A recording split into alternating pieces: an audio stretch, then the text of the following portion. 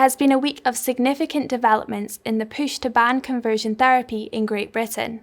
The Christian Institute has called on the government to pause its plans until ministers can respond to legal concerns and data quality issues raised by the UK Equality and Human Rights Commission. The Commission warned that mainstream practices such as preaching and praying should not be criminalised, and that encouraging people to comply with biblical sexual ethics should not fall within the definition of conversion therapy.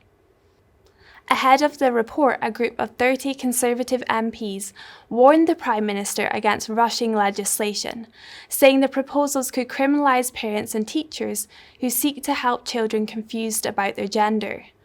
Their comments were echoed by former Number 10 aide Nikki DaCosta, who explained that a ban could prevent such children, particularly those with autism, from receiving appropriate help. She agreed the government is rushing the legislation and said it should be given proper time and consideration. When somebody says, I object to pre-legislative scrutiny, which is when a committee of MPs and peers look at something, they call evidence. When people are nervous about further scrutiny, you have to ask the question, what are you afraid of that will come to light? Because this is only about adding a few more months into really making sure the legislation is good.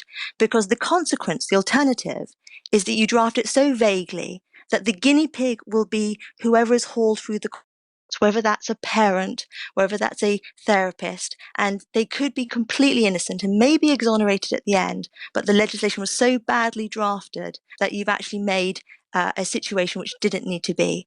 And therefore I say caution, because this really needs to be legislated for very carefully.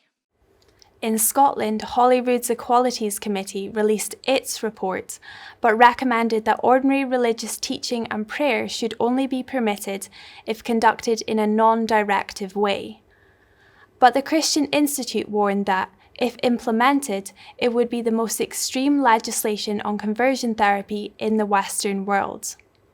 Most of the MSPs on the committee have previously indicated their support for the End Conversion Therapy campaign group, prompting the Institute to publicly question its impartiality and warn the Scottish Government it faces legal action if it passes ill-thought-out legislation.